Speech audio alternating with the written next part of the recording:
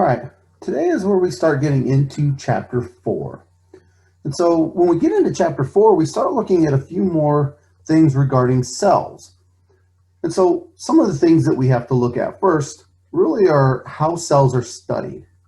And that gives a better idea of what we understand about cells is when we understand how we actually study them. So there are a couple categories or a couple sciences, if you will, that deal with cells themselves. The first one is cytology. And cytology is nothing more than the study of the cells themselves. Um, Oftentimes, microscopes really are necessary because of the size of the cell. When we look at cells and we look at their size, we measure them basically in micrometers, which a micrometer is 1/10,000th of a centimeter. We also have microscopy, and microscopy is the process of using a microscope to view very small scaled structures. Now, when we use a microscope, one of the things that we also tend to use are staining techniques. And what staining techniques do is they provide contrast for us to see different components of the cells. Now, when we're using a microscope, there's a couple different types of microscopes. One is a light microscope. And a light microscope provides a two-dimensional image. And so what it does, it actually passes light through a particular specimen. The other type of microscope is an electron microscope. And when we look at electron microscopes, we'll end up talking about two different types here in just a second. But what an electron microscope does is it sends a beam of electrons towards a specimen. And by doing that, it actually kind of illuminates that particular structure. Normally with an electron microscope, you get greater magnification and resolution than what you do with a light microscope. Now, we also have a transmission electron microscope and a scanning electron microscope. Transmission electron microscopes direct an electron beam through thin cut sections, and so we often are getting two-dimensional type images.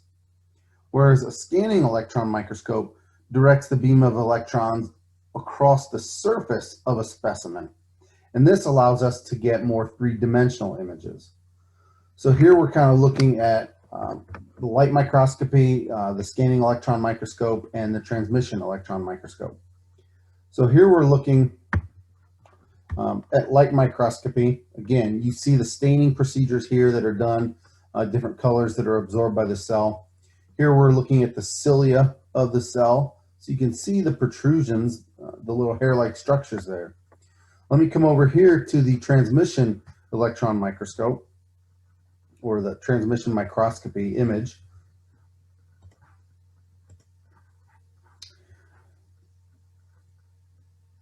And here you're going to see the cilia, again, kind of proposed in a two-dimensional fashion. So you still get a chance to see them. It's much more detailed, much more close, or much closer in our field of vision. Now we look at the scanning electron microscope. And so now we, again, pass that beam of electrons over the surface of the cell. And so now you get a chance to see more three-dimensional imaging of the cilia. And so you can see how dense the cilia are over the surface of this particular cell. So what about the cell size and cell shapes? Well, one, the cells vary greatly in their size and shape. If you look in erythrocyte, which is a red blood cell, you're looking at between 7 and 8 micrometers. If you look at a human oocyte, or an egg cell, it has a diameter of 120 micrometers. Now, most cells obviously are going to be microscopic, and we're also going to find a lot of different shapes. So cells can be spherical, they can be cube-like, they can be in the shape of columns, they can be cylindrical, disc shape, or they can just be a very irregular shape. So if we take a look at a few of the different types of cells here, you can see again some of the sizes of what these structures are and where they can be found as well. But if we look at the human height, we'll say about 1 meter through here in this particular area, or just over that maybe. Then you're looking at muscle cells, or the muscle itself, I should say, as well as the nerves. And then you start seeing the size get smaller. So now we get down into this micrometer level. Here's the human oocyte. Most plant and animal cells average around that 30 micrometer level. Here's the size of our red blood cell. Our mitochondria obviously is going to be smaller because it fits into the cell. Most bacteria fall in this area. So you can see as small as we're getting all the way down to some of the molecules such as amino acids, where you're really getting into the nanometer range and even lower than that. In the case of an atom, it can be as small as 0.1 nanometers. Okay, so again, a lot of different sizes and shapes of these particular cells. Now look at the different varieties of the shapes of the cells. Here you have your red blood cells. They're kind of this disc shape with kind of a concavity in it. Here you have some cube-like kidney tubule cells. Here you have your column-shaped intestinal lining cells. And then we have some just regular spherical cells of cartilage. And then down at the bottom here, you'll notice that we have these kind of cylindrical muscle cells. So what are some common features and general functions of most of our cells? Well, again, these are common features, so we're kind of going on the idea that most of these are going to be very similar to most cells. Well, the first thing is that we have a plasma membrane.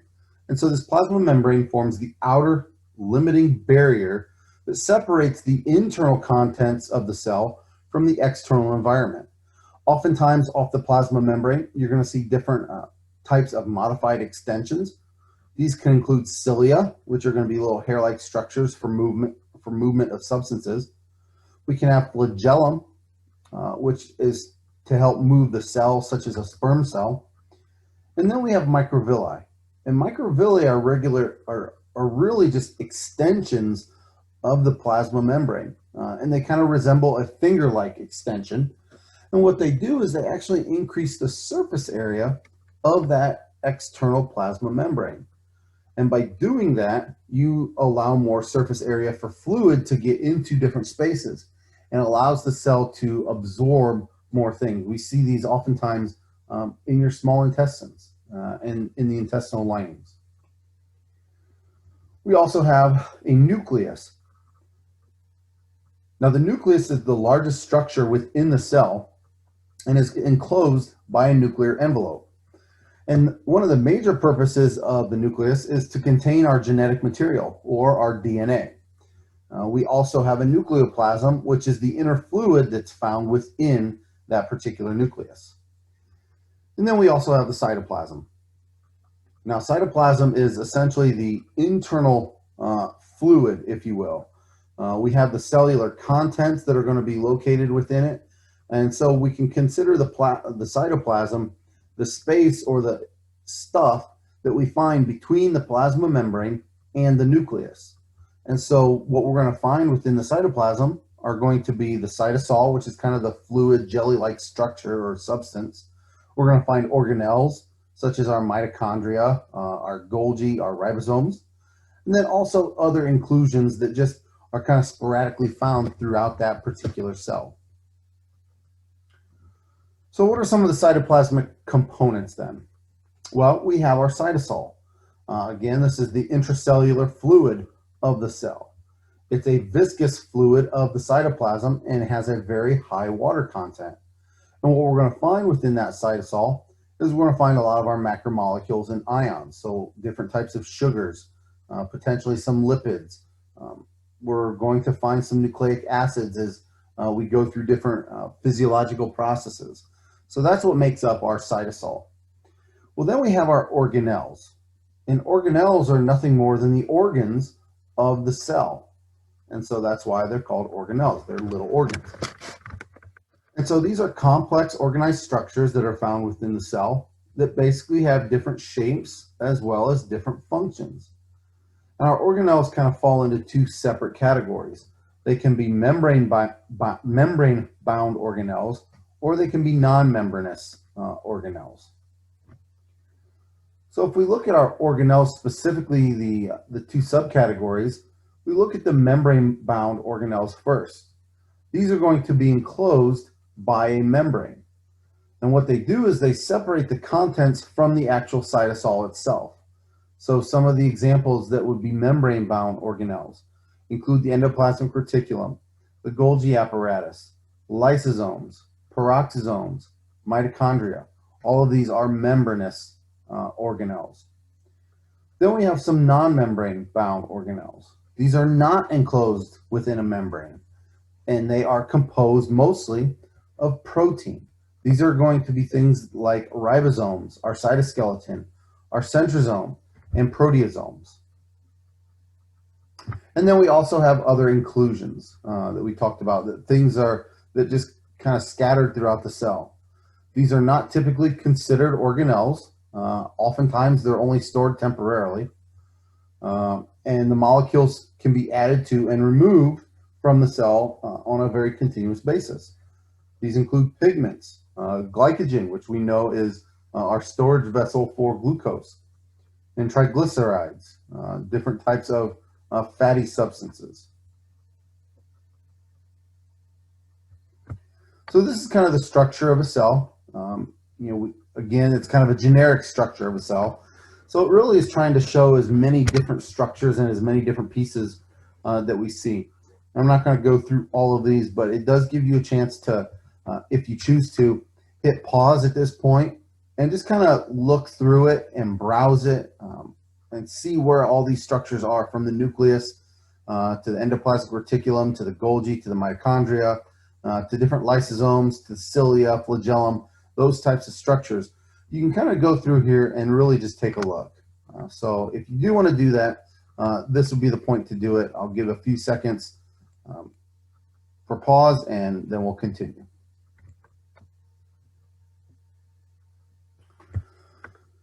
So if we look at some additional common features and general functions, we're really looking at certain things that most cells are going to do, okay? And so cells perform general functions, and there are things that are going to have to maintain the integrity and the shape of a cell.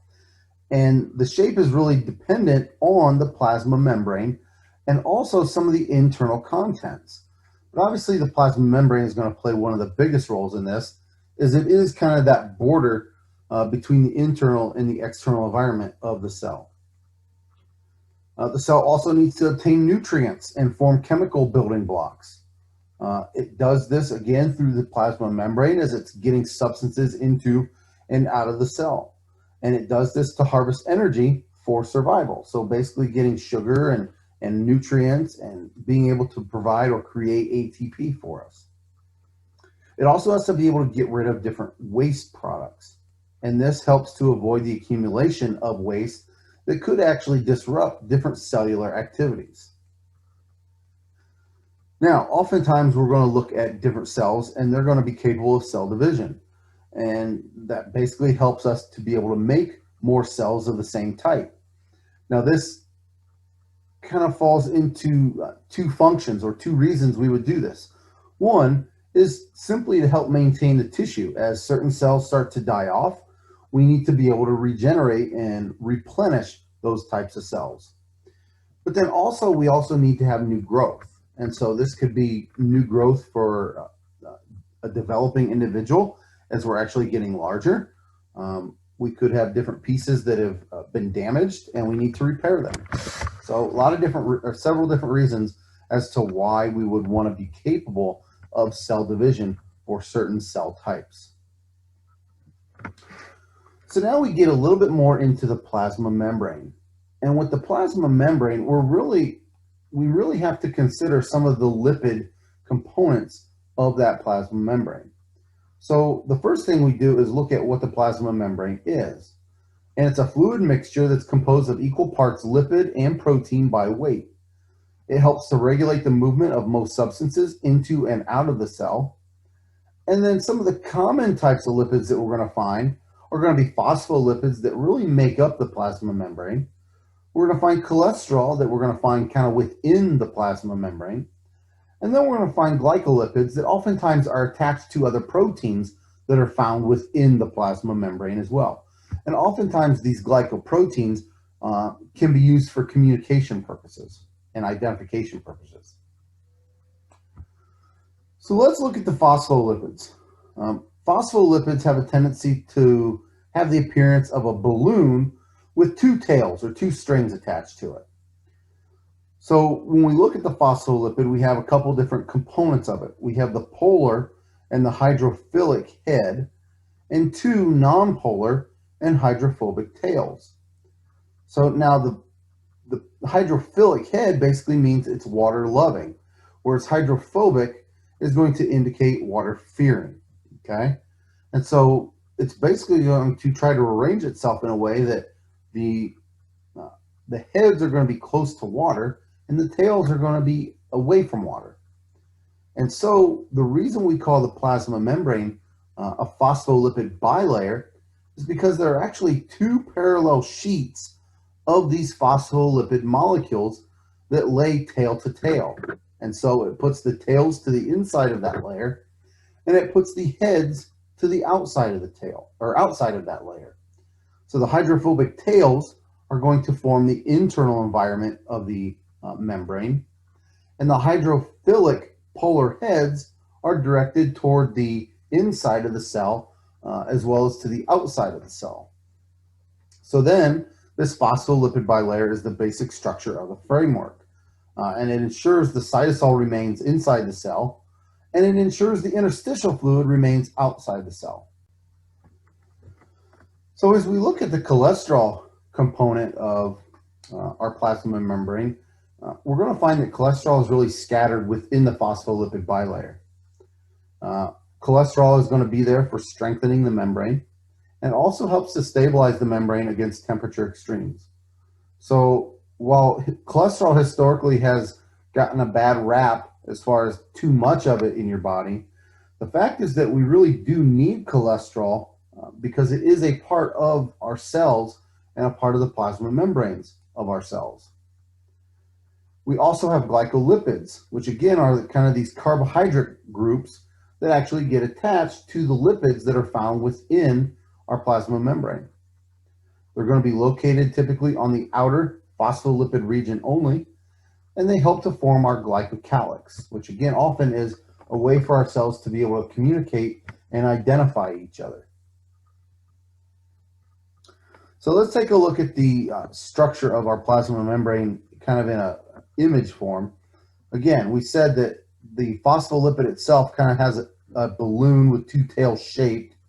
And again, we have two layers of those. So you can see that we have our first layer here, and we have our outer layer here.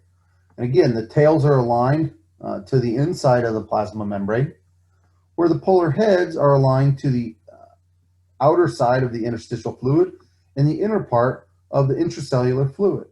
Again, this is where a lot of our water structure is, and the same thing is true to the interstitial fluid.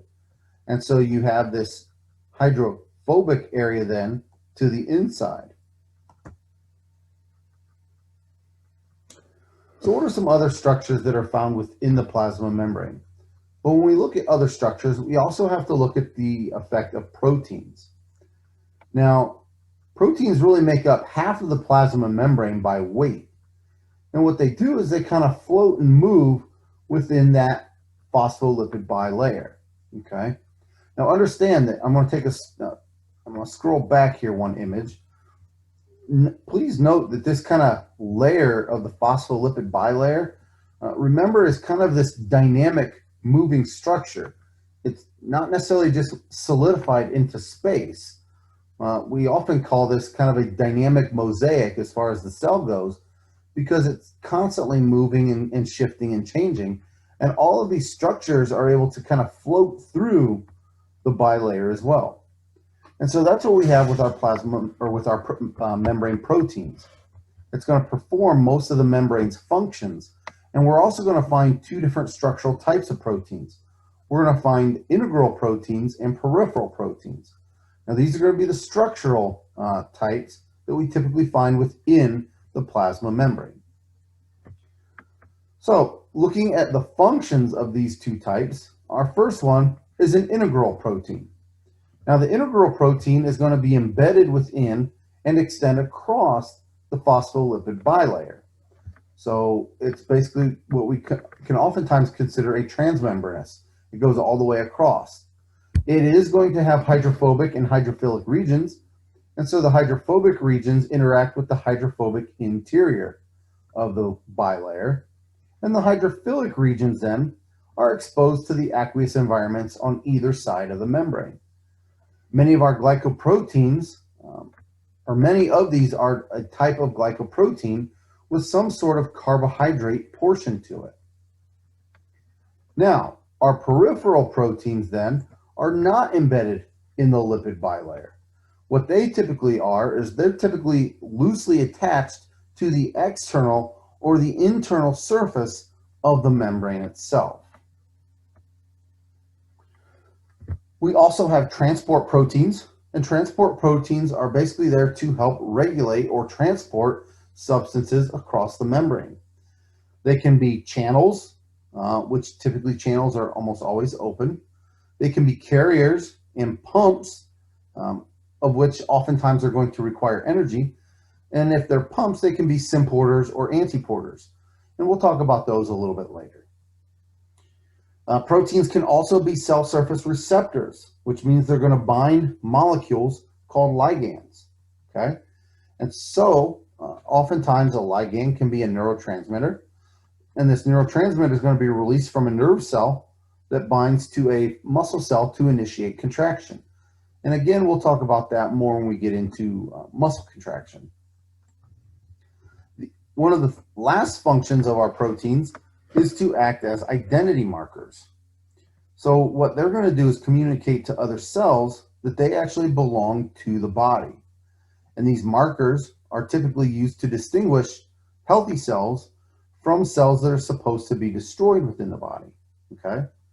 And so if you've ever seen different viruses, especially now with the coronavirus, if you've seen that out and about and you see the little image of the coronavirus, you'll see a lot of the little pegs kind of sticking off to the side. Those aid as identity markers for cells to essentially try to destroy that. Okay. Other functions of proteins can be enzymes. So enzymes, as we talked about, help to speed up reactions. They can be attached to either the internal or the external surface of a cell. And again, they help to catalyze chemical reactions and make them go faster by utilizing less energy. They can also be anchoring sites. And we'll see this as we look at the cytoskeleton, or essentially what we consider the skeleton of the cell, as they attach different parts of those to the plasma membrane. We'll see them in cell-to-cell adhesion proteins as we perform different cell-to-cell attachments. So if we look at different plasma membranes, you'll see that here we have a channel that, again, channels typically are always open. Carrier proteins actually utilize the protein to carry it into the cell.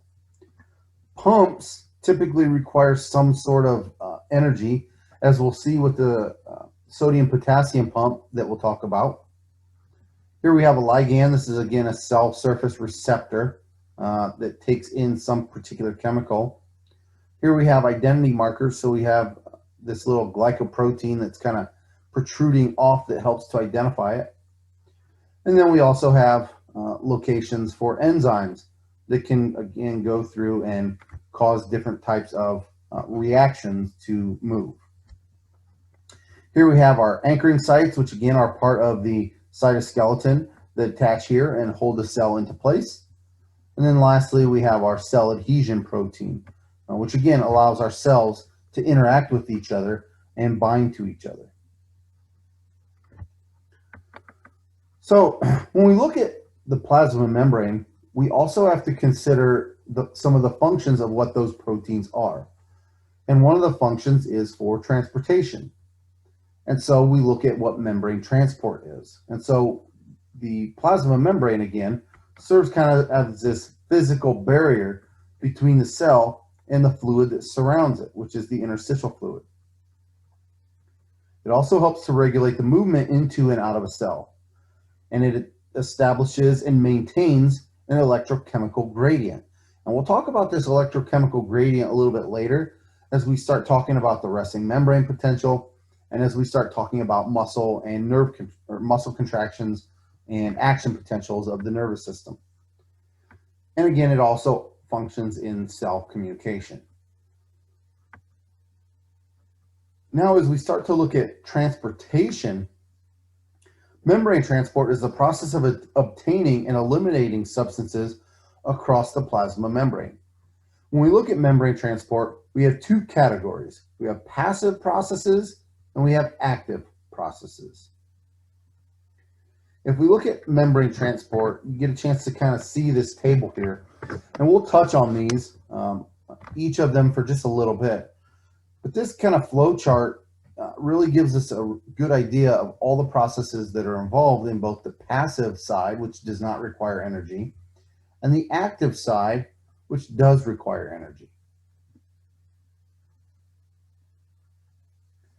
So let's look at some of the differences between active and passive transportation.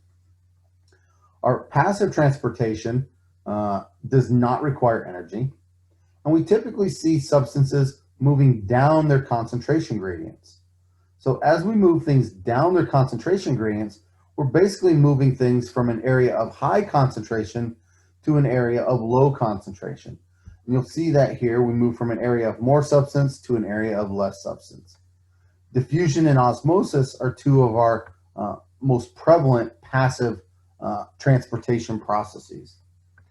Whereas active transport requires energy, so we actually do need ATP in this case. The substance is actually moving against its concentration gradient, so we're moving from areas of lower concentration of a substance against the gradient to an area that has a higher concentration of that particular substance. And if we look at membrane bound vesicles, we can use this in vesicular transport. And in these cases, a vesicle is actually released from the cell. So as we start looking at these, we're going to hit our first passive process, and this is going to be diffusion. So with diffusion, we have a net movement of a substance from an area of greater concentration to an area of lesser concentration. We typically see this with a lot of molecules and ions as they are in constant motion, and this is due to the kinetic energy of the particular system. And if unopposed, diffusion will actually continue until the substance reaches equilibrium. And basically what that means is that the molecules are evenly distributed throughout a given area. Okay? And so one of the easy examples of this would be just to spray like a perfume or a cologne. You do that in the area that you spray it, and all of a sudden it has a very strong scent or very strong smell because the concentration of those molecules are very concentrated. But as time goes on and they start to spread out, you actually see where the scent actually begins to diminish and weaken a little bit until we get to a point where finally equilibrium has been reached and we have an even distribution of those particular molecules.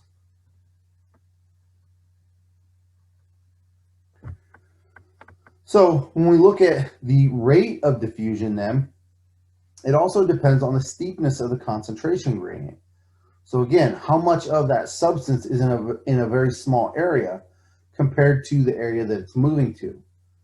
So the steepness of the concentration gradient is actually the measure of the difference in concentration between two particular areas. The steeper the gradient, then, the faster the rate of diffusion. Now, one way for us to speed that up is to change the temperature. And as we increase temperature, we can actually increase movement. And this then increases the rate of diffusion. So let's just take this example here where we have this eyedropper full of, we'll just call it a red food coloring for right now. When you drop that into water and all those molecules start to spread out, again, you'll notice that the concentration is the strongest where the drops were initially located. But as water continue, or as the substance continues to move through water, you'll actually notice that the concentration begins to spread out or decrease from the primary area until you get to an area or a situation where the concentration has been equalized throughout an entire area. And this point, we've actually reached equilibrium.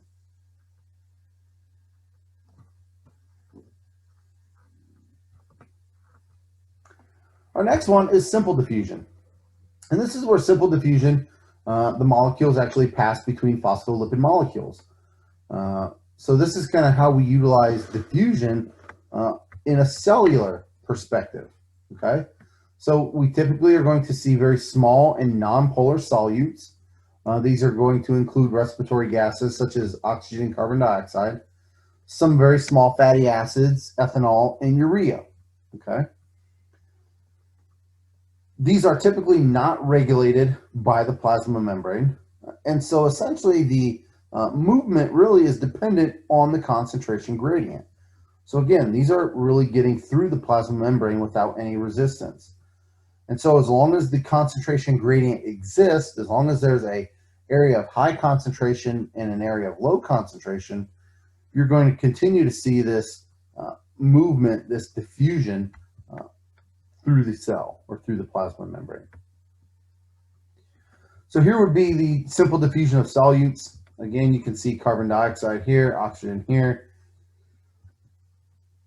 These are small enough molecules that they're actually going from the, in this case, the interstitial fluid for oxygen, going through the plasma membrane into the cell and into the cytosol. Carbon dioxide, on the other hand, our bodies are trying to get rid of it, and so it's going to move through the plasma membrane out of the cell. Our next passive process is facilitated diffusion. So in facilitated diffusion, we have a transport process that helps to move small charged or polar solutes, and they tend to require assistance from the plasma membrane proteins. When we look at facilitated diffusion, we have two different types. We have channel-mediated diffusion and carrier-mediated diffusion, okay? So two different types of these. With channel-mediated diffusion, we're going to have the movement of small ions that actually move through water-filled protein channels. These channels are very specific, and they typically only allow one type of ion to move through.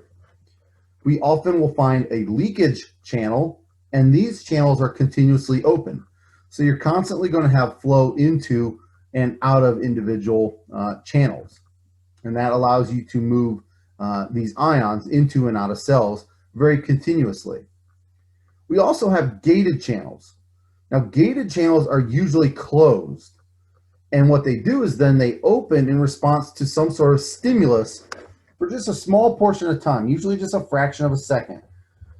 And so what we see is that these are going to be very prevalent. These gated channels are very prevalent in muscle and nerve cells as they open and change, or as they open in response to a change in voltage or a change in the charge. And then as it does this, they tend to open up, allow things to move back in, and then they close once a certain charge or a certain condition is met, and they close back up.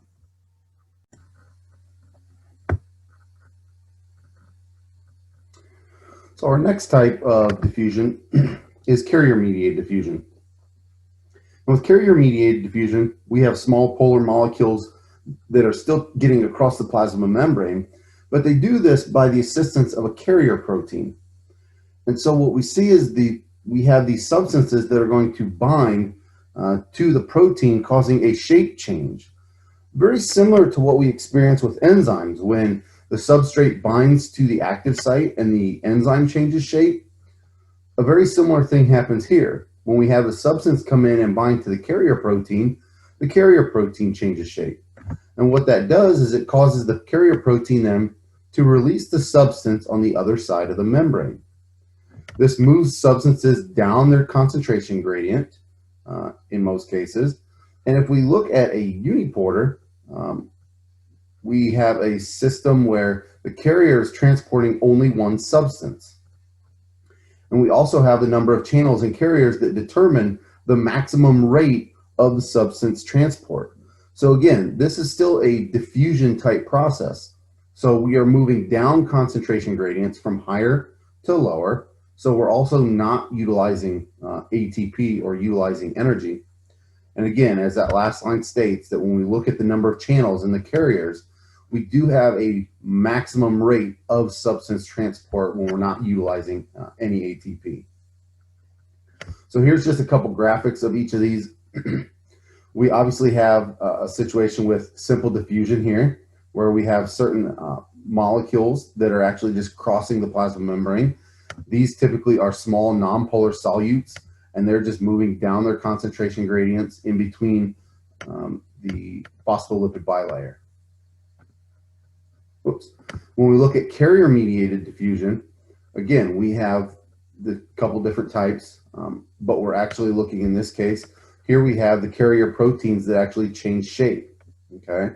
And so in this case, we have glucose comes in, it's going to bind to the channel then changes shape and opens up, and that allows now this, in this case, the glucose to cross the plasma membrane, because again, a glucose molecule is significantly larger than what we saw with some of those nonpolar solutes. So another passive process is osmosis. And osmosis is simply the movement or the diffusion of water, okay? It's not the movement of the solutes. And so we have passive movement of water that typically goes through a selectively permeable membrane. And when we talk about selectively permeable membrane, we're talking about specificity. And so that membrane is only allowing certain things to pass through. And so normally we have a membrane that allows the passage of water, but it prevents the passage of most other solutes. So when we look at the two ways that water can cross the membrane, it can do one of a couple things. Keep in mind, water is a polar molecule. And so because it's a polar molecule, it has the ability, and because of its properties really, it has the ability to slip between the molecules of the phospholipid bilayer. It can also move through the integral protein water channels, okay? So we have these integral protein water channels that are called aquaporins, and they basically open and close and allow water to slide through. Now, we typically have two types of solutes that are within the water. We have permeable solutes, and these solutes are going to be able to pass through the phospholipid bilayer. Again, we talked about some of those with simple diffusion. We have small nonpolar solutes such as oxygen, carbon dioxide, and urea. All of those can actually get through the plasma membrane without any resistance or without needing any channels. We also then have non-permeable solutes, and these are going to be prevented from passing through that particular phospholipid bilayer. These are going to be charged, normally polar or large solutes such as ions, glucose, or proteins, okay? And remember, I know it says polar here, but again, even though water is polar, water has the ability to still pass through the phospholipid bilayer. So in order to understand the process of osmosis, we also have to understand a little bit more of the concentration gradients that are present across the plasma membrane. And these concentration gradients are going to be between the cytosol and the interstitial fluid, so the extracellular matrix outside of the cell. A lot of these solutes, obviously we talked about, are prevented from moving across the phospholipid bilayer. And this causes water concentrations to exist because in some cases, we're going to have more or higher concentration of solutes in one area compared to the other. When we have greater concentration of solutes, this basically means we have a lower concentration of water because more solute means less space for water. And so when we look at the movement of water by osmosis, it's all dependent upon the concentration gradient between the cytosol of the cell and the solution that the cell is placed in. And so water is going to move down the concentration gradient until equilibrium is reached. And so when we look at an example of this, we're going to see that water is going to move from a solution of 1% solutes, which means it has a higher water concentration, into a solution containing 3% solutes, which means it has a lower water concentration. More solute in the 3% and less solute in the 1%. So here we kind of take a look at osmosis in cells. You can kind of take a look at this graphic. Again, if you are having trouble seeing it on the screen, go ahead, take a look at it in your books. It'll give you a little bit better idea. It shows you the aquaporins, shows you structures that can move in and out, both water, different particular solutes. So again, we're looking at the movement of water in this case, again, typically down the concentration gradient. So as we continue with osmosis, we're really looking at osmotic pressure. And so when we look at osmotic pressure is the pressure exerted by the movement of water across a semi-permeable membrane.